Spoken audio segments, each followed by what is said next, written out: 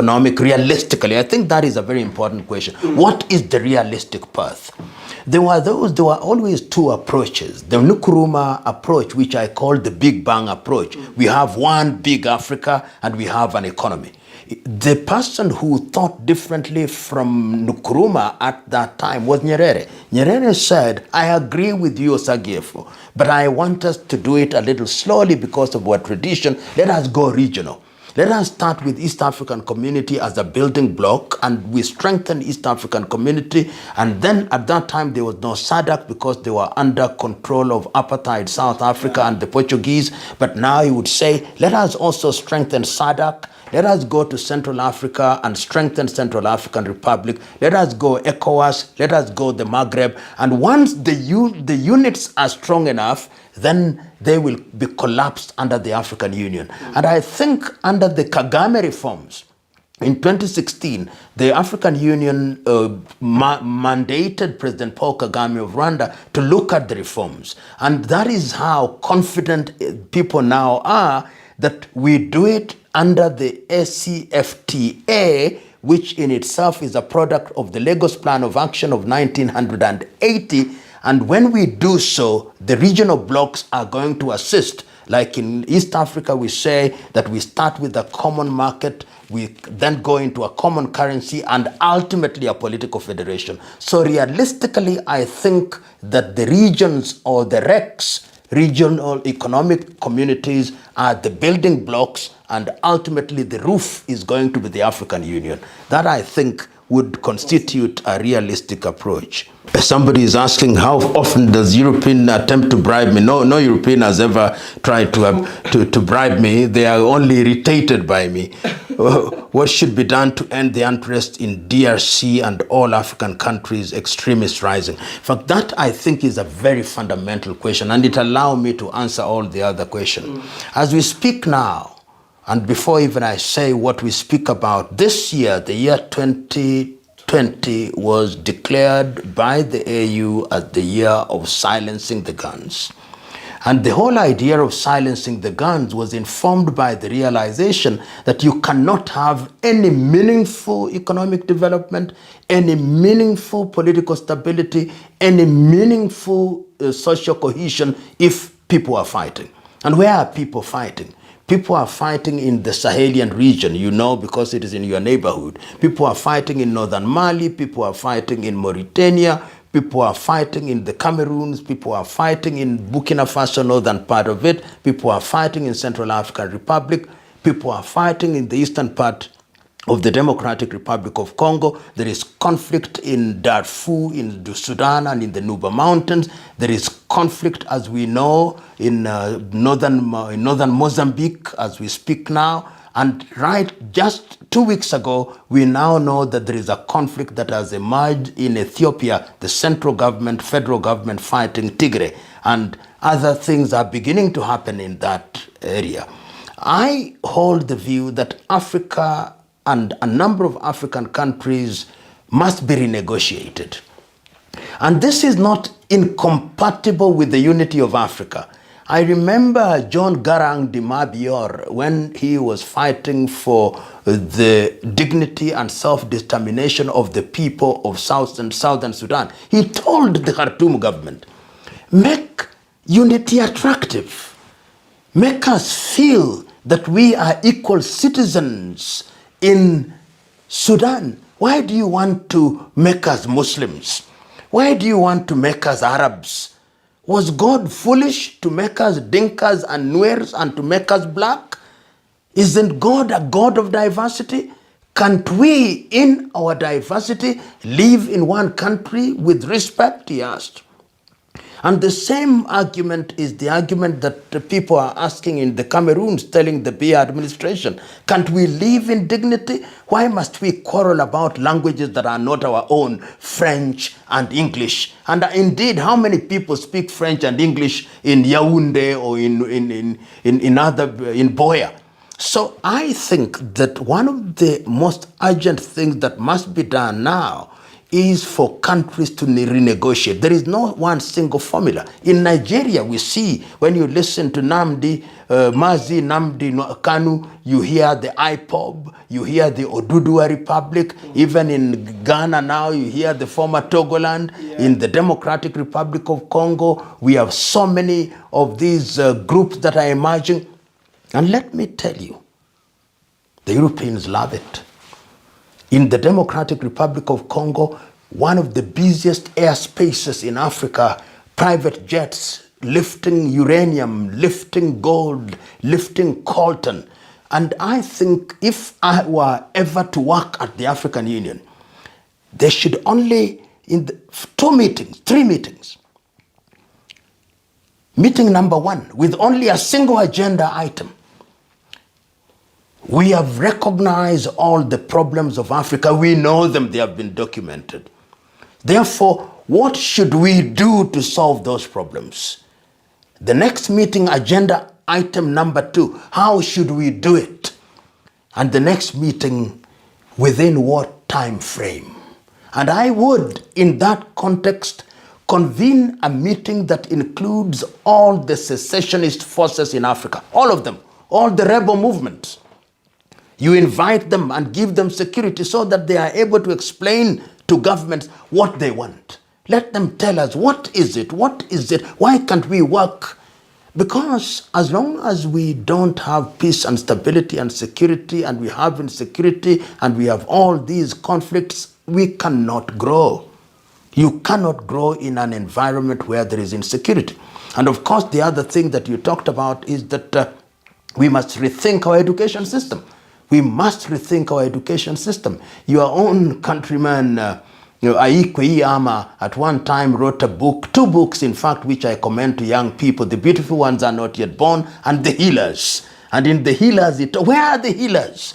It is you who are going to be there. I have so much faith, perhaps too much faith, perhaps too much expectation for the younger generation. Prof, there's this thing that I think I need to do for you before I leave you. Because I feel like you know a lot. I mean, like, you're saying things about my own country that I don't know about. Yes. And Prof, don't you think that, like, you need to have your own channel where, like, you have time, sit down and talk to us? Why can't I use your channel? Yes, Prof. Prof, that would be fantastic. But I want to do this for you. Yes, let's not create another channel. No, you're going to use my channel. Yes. It's for you anytime you want. Yes. But Prof, I feel like you should come up and address us every single day, like anytime that you're free. I cannot be here. We'll organize. I can do it for you, get you, like, all of them are watching, they know this is what I do. Like I did for Juliet Blacksit, that's what I did. I can do this for you, and whenever you have time, just come and speak to us, and I can circulate it for you, because maybe you might have something on your mind that you think you will have to share,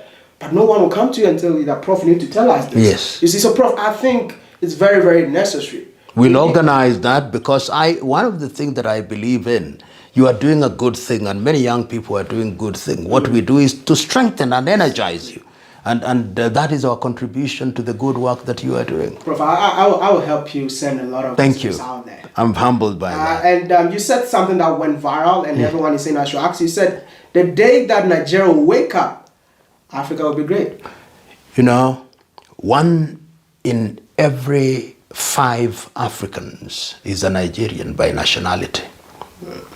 And I described it as the African heat. And SARS has gone underground, is in comatose, and the government thinks that it has solved the problem. No.